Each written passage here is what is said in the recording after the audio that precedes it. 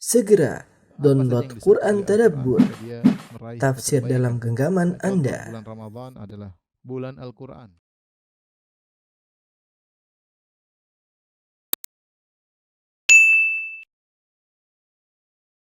Bismillahirrahmanirrahim. Assalamualaikum warahmatullahi wabarakatuh. Alhamdulillahi ala ihsani wa syukru lahu ala taufiqihi wa amtinani wa asyhadu an la ilaha illallah wahdahu la syarika lahu ta'ziman li sya'ni wa asyhadu anna Muhammadan abduhu wa rasuluhu da'ila ridwani. Allahumma salli alaihi wa ala alihi wa ashabihi wa ikhwani.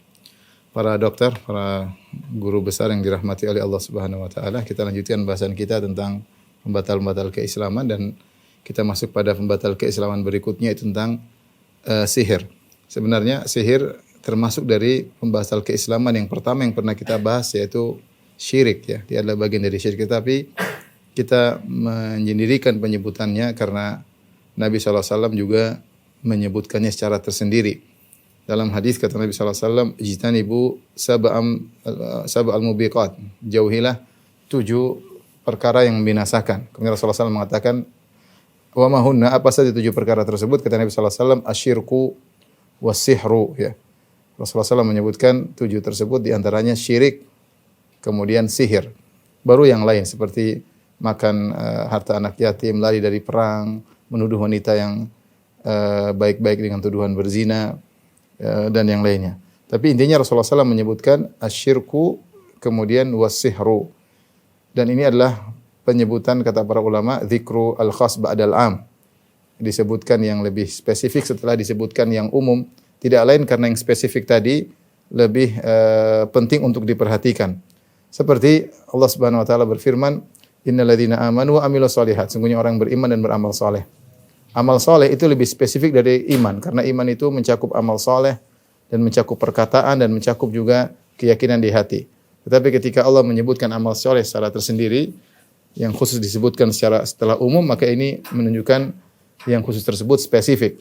Sama seperti saya mengatakan telah datang para ulama dan datang juga Syekh bin Baz. Misalnya saya mengatakan demikian. Maka Syekh bin Baz bagian daripada para ulama. Tetapi ketika saya menyendirikan penyebutan Syekh bin Baz rahimahullah menunjukkan beliau spesial ya, perlu ada perhatian khusus. Demikian juga ketika Nabi SAW mengatakan ijtanibu sab'al mubiqat. Jauhilah 7 perkara yang membinasakan, yaitu syirku kemudian as-sihru. Meskipun sihir bagian daripada syirik, tetapi Rasulullah SAW menyendirikan penyebutannya. Maka demikian pula kita bahas pada kesempatan kali ini pembahasan sihir secara khusus, meskipun dia bagian daripada syirik akbar ya. Dan sihir adalah salah satu pembatal keislaman. Pembahasan sihir menjadi sangat penting terutama di negeri kita yang di mana sihir sangat tersebar ya. Kita sering dengar orang tersihir, terutama banyak dukun atau banyak penyihir di tanah air kita, yang mungkin ada juga paguyuban para dukun, paguyuban para tukang sihir. Dan banyak orang-orang yang lemah iman ya, ada masalah sedikit maka mereka minta bantuan tukang sihir, baik kakek sihir maupun nenek sihir ya. Jadi mereka sedikit-sedikit ada masalah dengan orang, mereka sihir. Ya. Cinta ditolak, pergi ke tukang sihir ya. Kalah berkelahi, pergi ke tukang sihir. Kalah dalam persaingan dagang, pergi ke tukang sihir. Tersinggung, dinyinyir, tersinggung, pergi ke tukang sihir. Gara-gara perkara sepele. Ya.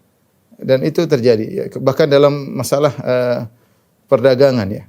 Betapa banyak orang-orang diberi kemudaratan gara-gara berdagang dan tidak laku-laku. Kenapa? Karena disihir. Karena disihir. Baik pemilik toko disihir atau orang-orang yang kerja di tokonya disihir.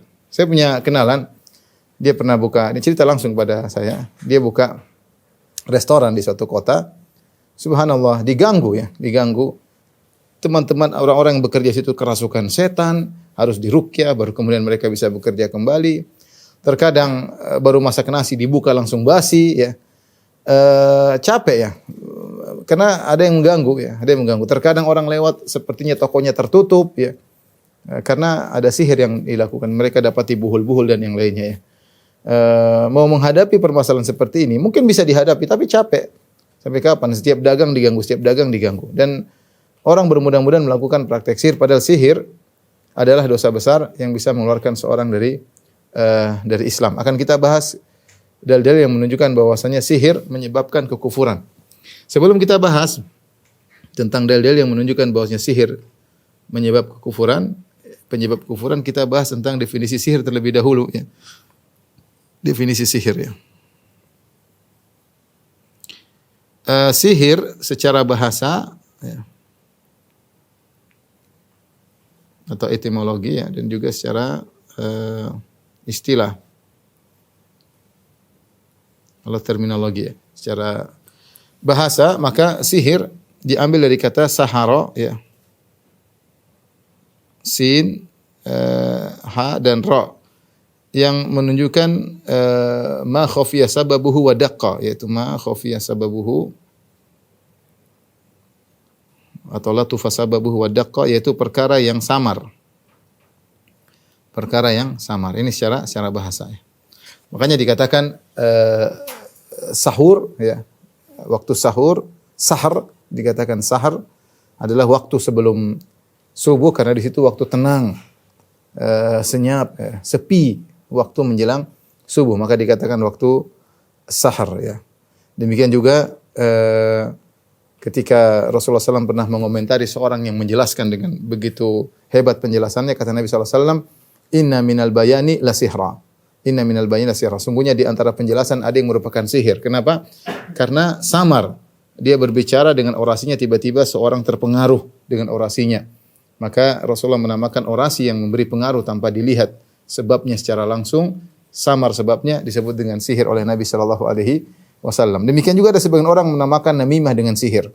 Ya, kenapa namimah dikatakan sihir? Karena namimah sebabnya tidak kelihatan tapi akhirnya bisa memisahkan dua orang yang saling bersahabat, bahkan bisa menimbulkan pertikaian antara dua kelompok gara-gara adanya namimah. Ini adalah sihir secara bahasa, yaitu suatu yang samar sebabnya. Demikian juga sulap. Sulap mungkin bisa dikatakan sihir. Kenapa? Karena seorang pintar kecepatan tangan sehingga dia bermain sulap. Ya, padahal itu tidak ada bantuan jin, tapi dengan kecepatan tangannya seorang bisa saja terpedaya karena samar sebabnya, maka bisa dikatakan sihir. Adapun sihir secara istilah, apa maknanya sihir secara istilah? Maka dua metode ulama dalam hal ini.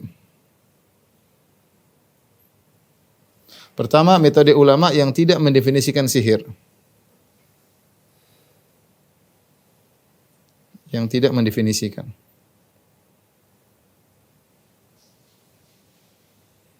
Mendefinisikan makna sihir ya. Dan ini adalah metode yang ditempuh oleh Imam Syafi'i rahimahullahu taala dan juga diikuti oleh Syekh Muhammad Al-Amin Syinqiti dalam kitabnya Adwaul Bayan rahimahullahu taala ya.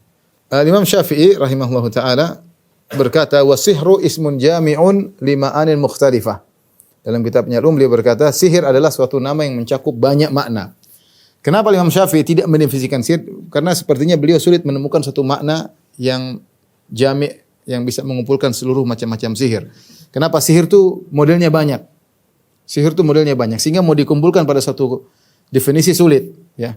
Ini metode Imam Syafi'i. Demikian juga metode Al-Imam Muhammad Amin Syinqiti rahimahullah ta'ala. Beliau berkata dalam Adwaul Bayan, i'lam inna sihra fil istilahi la yumkinu hadduhu bihaddin jami'in mani'. Ketahuilah bahwasanya sihir secara terminologi, secara istilah, tidak mungkin diberi definisi yang tepat yang bisa mengumpulkan seluruh macam-macam sihir. Likasratil anwa'il mukhtalifati dakhilati tahtahu. Karena terlalu banyak model sihir yang ada ya. Sihir itu modelnya banyak ya. Sihir pelet ya, sihir tenung ya, macam-macam ya. Sihir membuat seorang lelaki tidak bisa menggauli istrinya ya. Sihir memalingkan, tadinya mencintai tidak mencintai. Sihir membuat orang jadi benci sama orang lain. Sihir terkait tadi melihat sesuatu tidak terlihat lewat toko orang, toko tertutup. Macam-macam sihir modelnya banyak sekali ya. Modelnya banyak sekali. Menimbulkan penyakit dalam tubuh, diperiksa, di ronsen tidak ada penyakitnya, ternyata dia merasa kesakitan. Banyak sekali model sihir. Karena saking banyak model sihir, ada yang dengan jimat-jimat, ada yang dengan ruqa, dengan jampi-jampi, ya. Ada yang dengan buhul-buhul. Modelnya banyak. Karena modelnya banyak sehingga sulit untuk mengumpulkan seluruh perkara-perkara dalam satu definisi. Namanya definisi itu harusnya bisa mengumpulkan seluruh model yang ada tandarij tahtahu, yang ada di bawahnya. Tapi ternyata karena terlalu banyak modelnya, sulit mendefinisikan.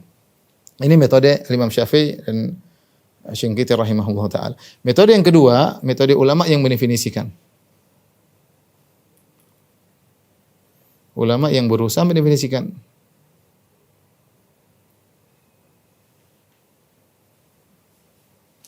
Di antaranya adalah Al-Imam Ibnu Qudamah Al-Maqdisi, salah seorang ulama dari mazhab Hambali, mencoba mendefinisikan sihir. Kata beliau, sihir adalah kata dia azaim. Azaim itu maksudnya jimat-jimat. Azaim, jimat-jimat. Kemudian waruqan, ruqan maksudnya mantra-mantra. Mantra-mantra ya. Contoh mantra apa? Abrakadabra alakazam. Yang sering orang ditulis di majalah dulu, ini mantra-mantra, ini enggak benar ini, ya. Kemudian di antaranya uqat, buhul-buhul. Jadi dia mendefinisikan dengan memberi contoh. Sihir itu kalau enggak bukan jimat-jimat yang ditulis, atau dengan mantra-mantra yang dibaca, atau dengan buhul-buhul yang ditiupkan. Ini 3 model sihir. Yang ketiga ini yu'athiru fil qulubi wal abdan. Ketiga perkara ini mempengaruhi hati dan tubuh dan jasad. Dampaknya kata beliau fayumrid, membuat sakit, menimbulkan sakit. Wa yaqtul, membunuh, bahkan membunuh. Wa yufarriqu bainal mar'i wa zawjihi, memisahkan antara suami dan istri.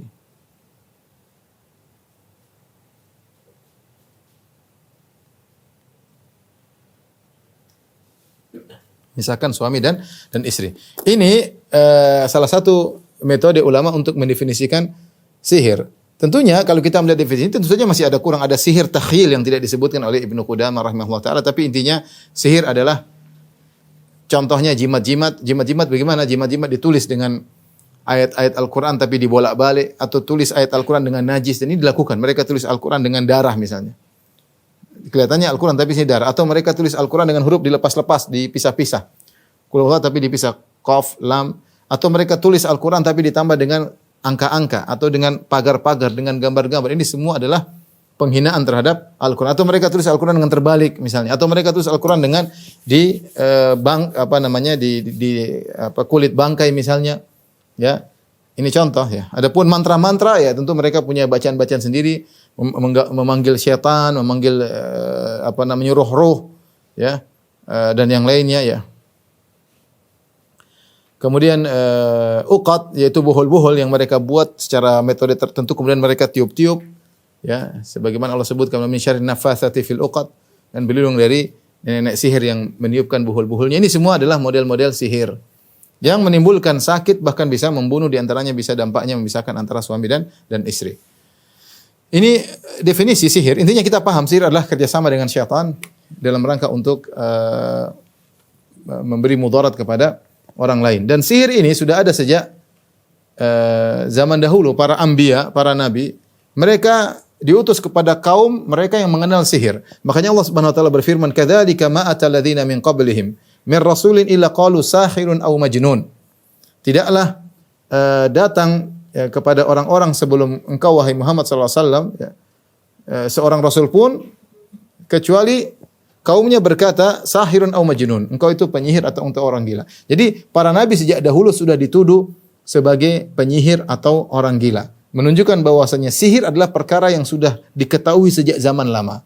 Sejak zaman dahulu iblis dan syaitan sudah mengajarkan sihir kepada masyarakat, sehingga para anbiya, para nabi, mereka mendapati kaum mereka ya, ketika nabi-nabi mendatangkan mukjizat kata mereka penyihir. Setiap nabi mendatangkan mukjizat katanya penyihir. Di antaranya Nabi Muhammad SAW dituduh sebagai penyihir. Makanya Ibnu Taimiyah berkata, ismu sahir ma'rufun fi jami'il umam. Nama istilah sihir adalah suatu istilah yang masyhur, yang ma'ruf dalam seluruh umat manusia dari zaman dahulu. Oleh karenanya sihir ditemukan dari orang-orang Persia, mereka punya ahli sihir.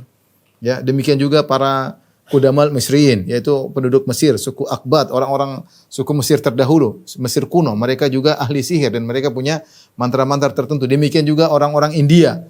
India juga banyak ahli sihir. Demikian juga Yunani. Yunani juga banyak ahli sihirnya. Demikian Yahudi. Yahudi juga banyak ahli sihir. Bukankah yang menyihir Nabi SAW, Labid bin al-A'sam al-Yahudi, seorang Yahudi yang menyihir Nabi SAW, tatkala mereka berpaling dari Al-Quran, maka mereka sibuk dengan sihir. Mereka sibuk dengan sihir. Dalil bahwasanya Yahudi mengenal sihir, firman Allah Subhanahu wa taala, "Walamma ja'ahum rasulun min indillahi musaddiqun lima ma'ahum nabadha fariqun minal ladzina utul kitaba kitaballahi wa ra'a dhurihim ka'annahum la ya'lamun." Tatkala datang rasul dari sisi Allah yang membenarkan apa yang ada pada mereka, itu Nabi Muhammad SAW yang membenarkan Taurat, nabatha fariqun minal ladzina utul kitaba kitaballah, maka sebagian kelompok dari mereka membuang kitab Allah, dibuang di belakang, ya. Bukan cuma buang di depan, buang di belakang, tidak dipedulikan. Ka'annahum la ya'lamun, seakan-akan mereka tidak pernah tahu. Apa akibatnya ketika mereka berpaling daripada Al-Qur'an? Kata Allah, wattaba'u ma tatlu syayatinu ala mulki Sulaiman. Mereka mengikuti apa yang dibacakan oleh para syaitan dalam kerajaan Sulaiman. Wa ma kafara Sulaiman walakinna syayatina kafaru. Sulaiman tidak kafir dan setan-setanlah yang kafir. Syekh Sa'di ketika mengomentari ayat ini, dia punya perkataan yang indah, ya. Saya bacakan, lamma kana minal awaidil qudsiyah wal hikmatil ilahiyah anna man taraka ma yanfa'uhu wa amkanahu al-intifa'u bihi wa lam yantafi' ubtuliya bil ishtighali bima yadhurruhu. Merupakan suatu kebiasaan ilahiyah, sunatullah yang berlaku, hikmah Allah yang berlaku. Siapa saja yang meninggalkan suatu perkara yang bermanfaat bagi dia, padahal dia mampu untuk mengambil manfaat dari perkara tersebut, kemudian dia tinggalkan, dia tidak mengambil manfaatnya, maka akan disibukkan dengan perkara yang memberi mudarat kepadanya. Ini kaidah. Suatu perkara yang bermanfaat, kau mampu mengambil manfaat darinya, tapi kau tinggalkan, kau cuekin, maka kau akan ditimpa dengan perkara yang mudarat bagimu. Faman taraka ibadatar rahman, perhatikan. Dia beri contoh, kemudian Syekh Sa'di rahimahullah memberikan contoh. Barang siapa yang meninggalkan ibadah kepada Allah, ubtuliya bi ibadatil authan, maka dia akan tertimpa peribadatan kepada berhala. Wa man taraka mahabbatallah wa khaufahu wa raja'ahu, siapa yang meninggalkan rasa cinta kepada Allah, rasa takut kepada Allah, rasa harap kepada Allah Subhanahu wa taala, ubtuliya bi mahabbati ghairillah wa khaufi wa raja'i. Akhirnya dia tertimpa rasa cinta kepada selain Allah, rasa takut kepada selain Allah dan berharap kepada selain Allah. Seperti itu. Kamu mampu untuk mencintai Allah, kamu mampu untuk berharap kepada Allah, tapi kamu tinggalkan, maka kamu akan mencintai selain Allah, berharap kepada selain Allah, takut kepada selain Allah. Wa man lam yunfiq malahu fi ta'atillah anfaqahu fi ta'ati syaitan. Siapa yang tidak menginfakkan hartanya di jalan Allah, maka dia akan infakkan jalannya di jalan syaitan.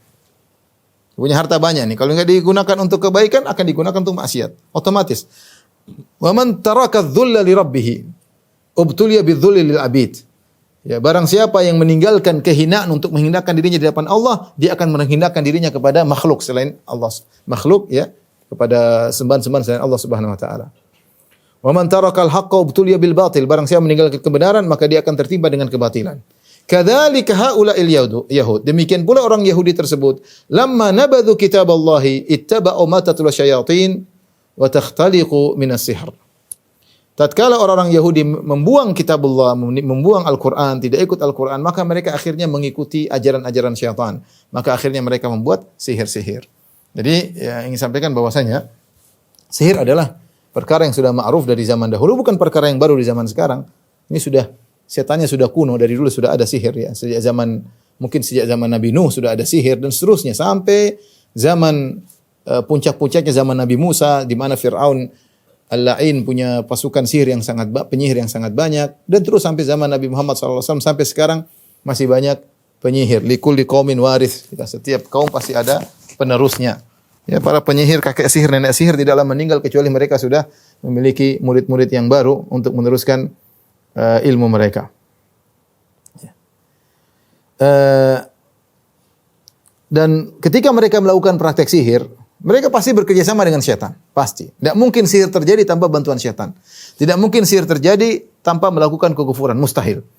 Ibnu Taimiyah punya perkataan yang ini dalam Darut Ta'arud. Dia berkata, Innal kathirin min arbabi sihir mimman yadkhulu fil batil khafi ad-daqiq yahtaju ila a'malin azimah wa afkarin amiqah wa anwa'in minal ibadat waz zahadat war riyadat mufaraqati syahwat wal adat. Sungguhnya banyak gembong-gembong tukang sihir yang mereka masuk dalam kebatilan yang samar, ilmu sihir ini yang sulit ya. Mereka untuk bisa jadi penyihir membutuhkan amalan-amalan yang hebat. Kemudian harus pemikiran afkarin amikah, pemikiran yang dalam. Wa anwa'in minal ibadat, dan mereka melakukan ibadah-ibadat, ritual-ritual. Wa zahadat, kezuhudan. Enggak boleh makan ini, enggak boleh. Mau jadi penyihir sulit, enggak gampang ya. Tidak bim salah bim jadi penyihir, enggak. Harus melakukan banyak ritual-ritual. Latihan-latihan, wa riyadhat, latihan-latihan, begini enggak boleh ini, enggak boleh ini. Mufaraqati syahwat wal adat, kebiasaan syahwatnya harus kesukaannya dia tinggalkan, kebiasaan kehidupannya dia tinggalkan. Ya. Tsumma akhiru amrihim asyakku birrahman. Kemudian penghujung perbuatan mereka ragu dengan Tuhan. Akhirnya apa? Wa ibadatu taghut wa syaitan, dan ujungnya mereka akhirnya beribadah kepada taghut dan kepada syaitan. Ya. Kemudian wal fasad fil ard, dan akhirnya menimbulkan kerusakan di atas muka bumi. Namun kata Ibnu Taimiyah, wal qalilu minhum man yanalu gharadahu. Tidak semua penyihir berhasil meraih keinginannya. Dia belajar sihir, ternyata dia ingin sihir lebih tinggi, enggak berhasil. Ilmu sihirnya cuma ilmu sihir cetek. Banyak seperti itu. Dia mau begini enggak mampu, padahal dia sudah melakukan ini, sudah melakukan itu. Wa qalil minhum man yanalu gharadahu. Hanya sedikit dari mereka yang bisa mencapai tujuannya. Alladzi la yaziduhu minallahi illa bu'dan, yang membuat mereka semakin jauh dari Allah Subhanahu wa taala. Wa ghalibuhum mahrumun ma'thum, kebanyakan mereka tidak mencapai tujuannya yang mereka inginkan, ya. Inilah nasib para penyihir. Jadi tidak mungkin terjadi sihir kecuali mereka melakukan kerjasama dengan syaitan. Dan sihir adalah perkara yang nyata. Ini pendapat Ahlussunnah wal Jamaah. Berbeda dengan pendapat Mu'tazilah. Mu'tazilah menyatakan sihir tidak ada yang nyata, yang ada cuma sihir takhyil, hanya halusinasi yang dilihat oleh mata. Adapun sihir yang nyata tidak. Ini kita sudah pernah bahas dalam masalah akidah. Kenapa mereka menolak sihir? Karena mereka mengatakan jawaban secara akal bahwasanya kalau kita mengatakan sihir ada, nanti bagaimana kita bisa bedakan antara sihir dengan mukjizat. Ini sudah kita pernah bahas dalam syara akidah wasithiyah, tapi intinya sihir itu nyata. Sihir nyata, dan banyak dalil yang menunjukkan sihir itu nyata. Pertama, Allah Subhanahu wa taala sendiri sebutkan dalam Al-Qur'an, ya. Kata Allah Subhanahu wa taala, "Fayata'allamuna minhuma ma yufarriquna bihi bainal mar'i wa zawjihi." Mereka pun belajar sihir dari Harut dan Marut, yang ilmu sihir tersebut bisa memisahkan antara suami dan istri. Ini nyata, berarti mudaratnya ada, berarti sihir itu nyata. Allah berkata lagi, "Wa ma hum bidarrina bihi min ahadin illa biidznillah." Mereka tidak bisa memberi mudarat kepada seorang pun kecuali dengan izin. Artinya sihir bisa memberi mudarat. Berarti nyata. Kalau sihir enggak nyata, enggak akan bisa bikin mudarat. Sebenarnya mereka mengatakan ketika para penyihir Fir'aun mereka melemparkan tali-tali, tidak berubah, itu hanya sihir aja. Jadi dilemparkan di waktu duha, kemudian dicampur dengan minyak-minyak tertentu, diletakkan sehingga sepertinya kelihatan seperti ular. Ya, jadi tidak ada sihir, hanya sekedar halusinasi. Ya, yang benar tersihir. Nabi Musa tersihir, yukhayyalu ilaihi min sihrin. Nabi Musa tersihir matanya karena sihir mereka, ya. Annaha tas'a, seakan-akan hidup, ya. Fa aujasa fi nafsi khifatan Musa. Maka Nabi Musa pun takut gara-gara melihat ular-ular seperti. Jadi memang ada sihir, memang talinya tetap tali, tapi halusinasi terjadi dan benar-benar tersihir. Kalau hanya tipuan kamera, maksudnya hanya special effect macam seperti zaman sekarang. Enggak, itu tidak ada special effect zaman dahulu. Ya benar-benar ada sihir di mata Nabi Musa alaihissalam sehingga Nabi Musa pun ketakutan. Makanya Allah mengatakan waja'u bi sihrin azim.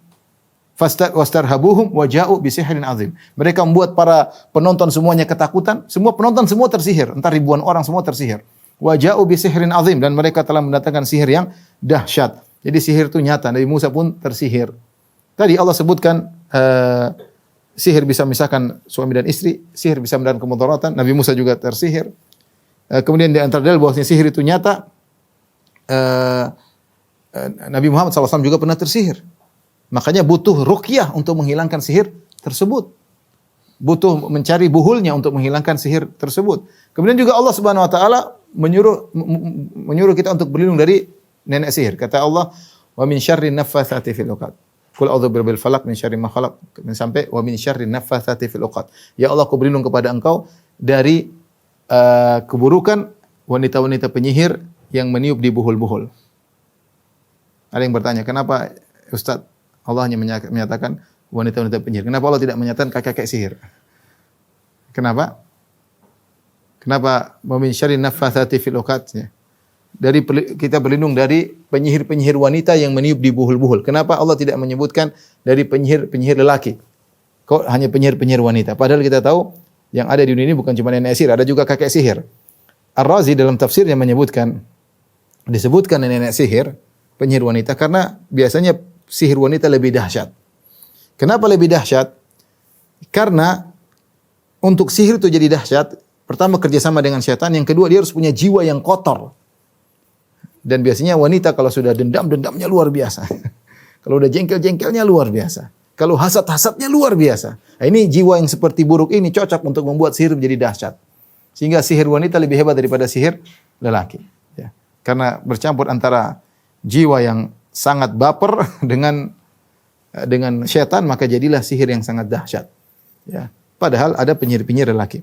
Tapi intinya ketika kita disuruh berlindung dari para penyihir wanita yang meniup di buhul-buhul, menunjukkan sihir itu ada. Kalau tidak ada, ngapain kita berlindung?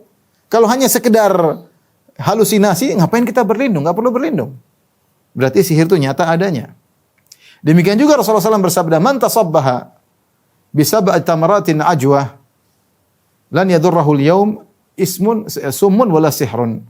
Barang siapa yang di pagi hari kemudian makan 7 butir korma ajwa, maka pada hari itu dia tidak akan terkena kemudaratan dari racun dan sihir. Sebagaimana racun nyata, sihir juga nyata. Ya kalau sihir enggak nyata, ngapain kita disuruh makan 7 butir korma, hanya sih halusinasi.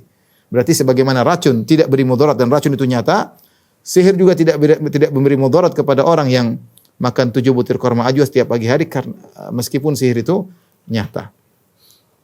Jadi yang benar bahwasanya sihir itu ada, baik dari Al-Quran maupun hadis. Dan secara kenyataan, betapa banyak kasus kita hadapi masalah sihir. Banyak sekali. Ada kawan dulu, nikah dengan seorang wanita. Subhanallah, tidak bisa digauli. Tidak bisa digauli. Tertutup, tidak bisa digauli. Dia punya istri lebih dari satu. Istri yang satu bisa, istri satunya tidak bisa. Subhanallah. Tidak bisa digauli. Robot. Itu namanya sihir robot. Yang buat tidak bisa digauli. Itu ada sihir seperti itu. Ada sihir. Ya. Tadi saya cerita seperti teman. Ada teman juga sudah ngaji. Dia buka di suatu kota, dia buka soto atau apa gitulah. Dia buka. Setiap dia kesana diganggu. Tapi dia lawan. Dan sotonya laku karena dia baca Quran, dia ruqyah. Tapi sampai kapan setiap jualan soto harus ruqyah dulu? Akhirnya dia pindah tempat. Diganggu. Orang sampai meninggal. Ya. Gara-gara disihir, ditenung, disantet, dikirim paku dalam tubuhnya. Tahu-tahu tubuhnya menjadi besar seperti ada baskom dalam perutnya. Ini terjadi. Kenyataan ya. Jadi sihir ini merusak ya. Oleh karena sihir itu merusak, maka memang hukumnya harus dibunuh. Sebelum kita bahas tentang hukum penyihir, kita akan jelaskan tentang dalil-dalil bahwasanya sihir adalah kekufuran.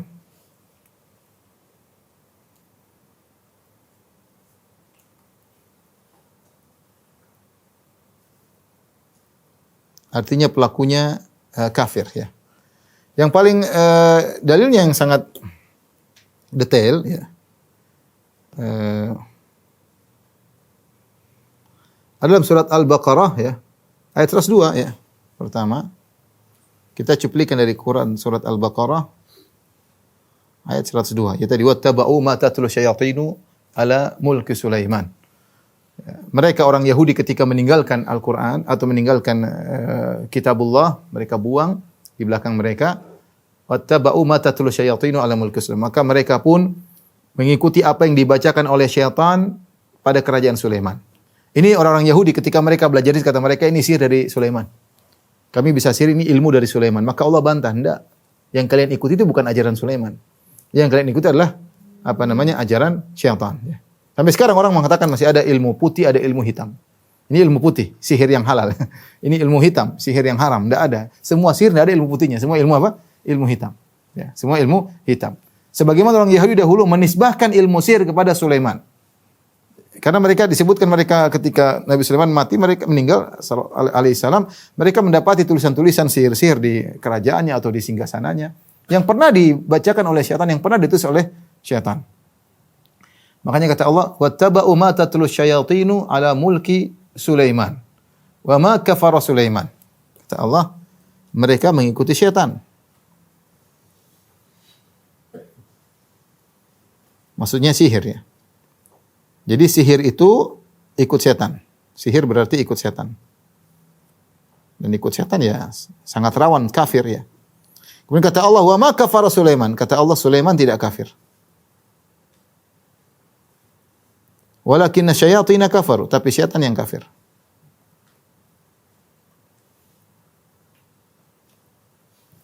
Tapi syaitan yang kafir ya. Berarti orang belajar sihir kafir. Ya. Karena syaitan-syaitan tersebut kafir karena mengajarkan sihir. Yu'allimuna an-nasa sihr. Allah sebutkan kenapa syaitan kafir? Yu'allimuna an-nasa sihr. Karena syaitan mengajarkan sihir.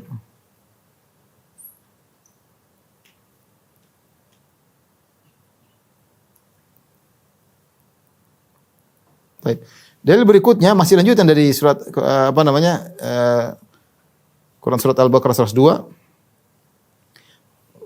Wa ma unzila 'alal malakaini bi Babil Harut wa Marut. Dan di antara ujian yang Allah berikan, Allah turunkan Babil di Irak. Babil itu Irak, Babilonia kalau bahasa kita. Kota tua ya.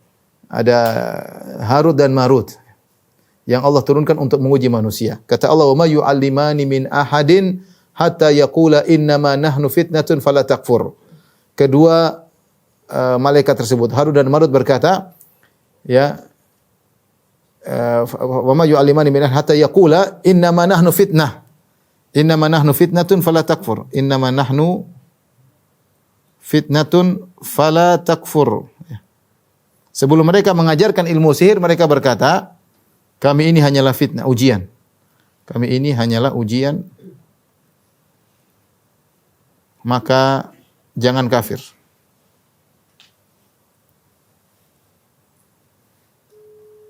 Maka jangan kafir. Nah, berarti kalau belajar ilmu sihir berarti kafir. Ya.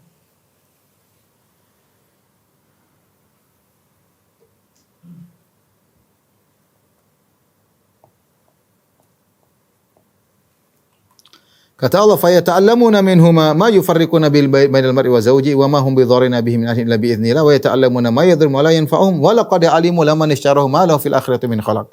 Dalil berikutnya kata Allah, "Wa laqad alimu." Maksudnya orang Yahudi sudah ngerti. Ya. Wa laqad alimu. Laman ishtarahu ma lahu fil akhirati min khalaq. Barang siapa yang membeli sihir dengan Alkitab, ma lahu fil akhirati min khalaq. Malahu fil akhirati min khalaq. Orang yang belajar sihir tidak dapat bagian di akhirat. Gitu orang yang belajar sihir tidak mendapat bagian di akhirat. Berarti kafir dong. Kalau orang mukmin pasti ada bagian di akhirat.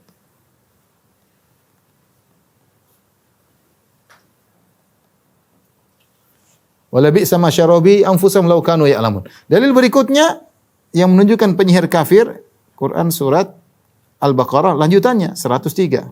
Kata Allah Subhanahu wa taala, "Walau annahum amanu wattaqau lamathubatun min indillahi khair law kanu ya'lamun." Kata Allah, "Walau annahum amanu wattaqau lamathubatun min indillahi khair." Kalau mereka beriman dan bertakwa, tentu mereka dapat ganjaran dari Allah. Tentu mereka dapat ganjaran dari Allah.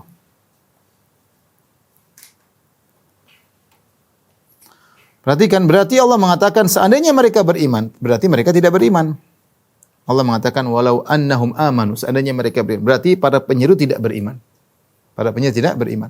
Kemudian dalil bahwasanya penyihir kafir, dalam Al-Qur'an Allah mengatakan innahu kata Allah Subhanahu wa la yuflihu innahu la yuflihu sahirun, la yuflihu sahirun, kata Allah, la yuflihu sahirun, bahwasanya para penyihir tidak beruntung. Dalam ayat yang lain, wala yuflihu sahiru haitsu ata.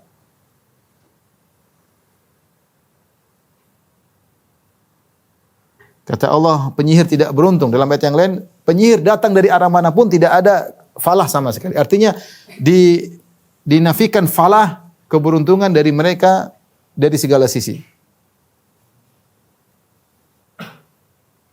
Falah dari mereka. Dari segala sisi ya. Dan tidaklah orang disifati seperti ini kecuali orang kafir. Seperti firman Allah, innahu la yuflihul kafirun. Ya. Ya. Wa man yad'u ma Allahi ilahan akhar la burhana lahu bi fa innama hisabuhu inda rabbih innahu la yuflihul kafirun. Sungguhnya tidak beruntung orang kafir. Sama, penyihir juga dikatakan la yuflihus sahirun. Konteksnya sama. La yuflihul kafirun, la yuflihus sahirun. Berarti penyihir adalah kafir. Orang-orang pelaku kesyirikan kata Allah innahu la yuflihudz zalimun. Tidak beruntung orang melakukan kesyirikan. Jadi konteks la yuflihus sahirun atau la yuflihus sahiru haitsu ata mirip seperti la yuflihul kafirun, tidak beruntung orang-orang kafir, la yuflihudz zalimun, tidak beruntung orang-orang syirik. Berarti sama hukumnya kafir. Kemudian di antara dalil bahwasanya sihir adalah kekufuran ya. Bahwasanya sihir adalah bagian daripada syirik.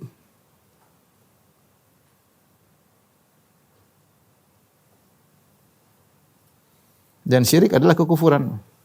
Syirik adalah kekufuran. Kemudian di antara dalil bahwasanya sihir adalah kekufuran, Nabi menghukum orang yang datang ke tukang sihir kafir. Bagaimana penyihirnya? Ya, man atakahinan aw sahiran fasaddaqa bima yaqul faqad kafara bima unzila ala Muhammad. Barang siapa yang datang kepada dukun atau penyihir kafir, yang datang kepada tukang sihir aja kafir, apalagi tukang sihirnya. Yang datang dan membenarkan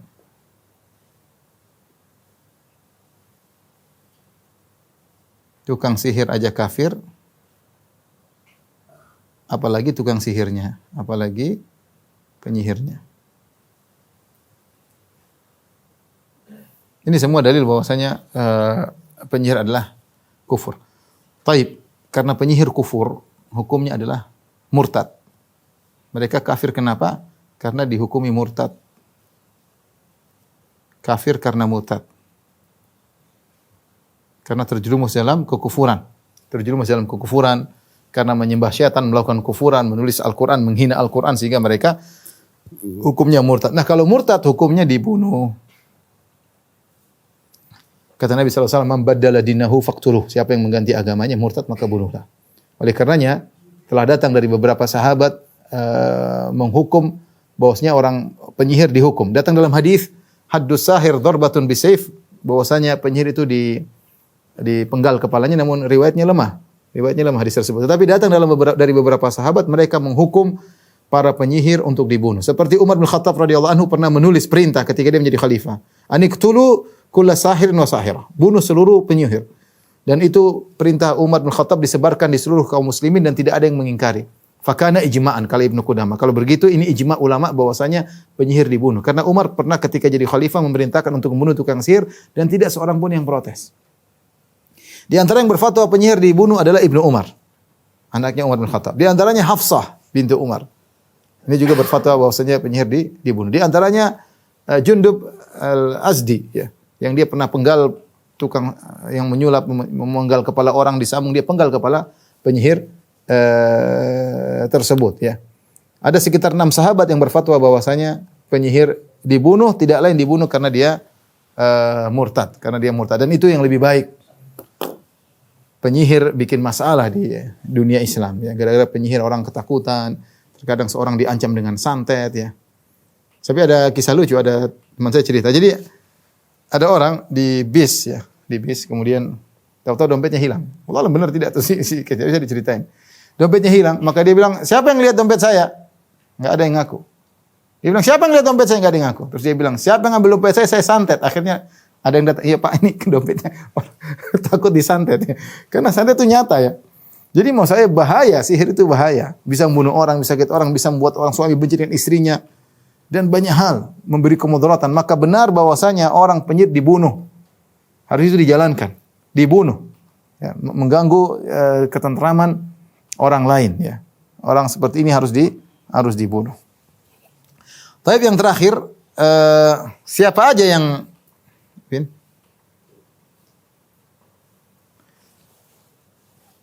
siapa saja yang terkena vonis kafir gara-gara sihir ini. Ya. Berapa?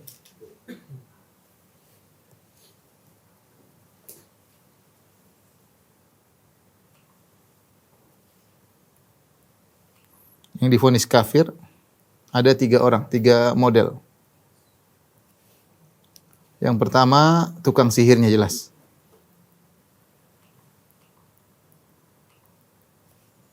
Yang kedua, yang belajar sihir. Meskipun belum melakukannya. Belum mempraktekannya.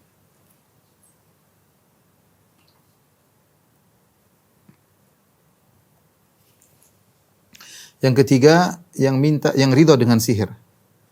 Yang ridho dengan sihir, yaitu minta disihirkan. Dalam kurung minta dipraktekkan sihir. Datang ke tukang sihir minta dipraktekkan sihir. Dipraktekkan sihir untuknya.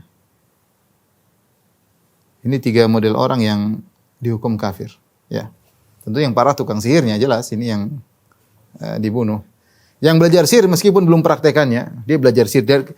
Sebagian ulama memperinci karena dalilnya tadi kata Allah Subhanahu wa taala, "Wa ma yu'allimani min ahadin hatta yaqula innama nahnu fitnatun fala takfur." Tidaklah mereka mengajarkan ilmu sihir kecuali mereka berkata, "Kami ini hanya ujian dari Allah, maka jangan kalian kafir." Dalilnya berarti belajar ilmu sihir kafir. Namun sebagian ulama memperinci, tergantung belajar ilmu sihir. Kalau dia dalam belajar tersebut ada perkara-perkara haram yang dia lakukan, ada kesyirikan, maka kafir. Kalau belajar ilmu sihir tersebut tujuannya untuk mengetahui dan tidak ada praktek-praktek kekufuran dalam ilmu sihir tersebut, maka tidak jadi masalah. Tapi intinya sebaiknya dijauhi ya. Sebaiknya dijauhi. Ada asar yang hasan disebutkan oleh Ibnu Katsir dalam tafsir tentang seorang wanita yang kalau tidak salah ditinggal oleh suaminya, akhirnya belajar ilmu sihir.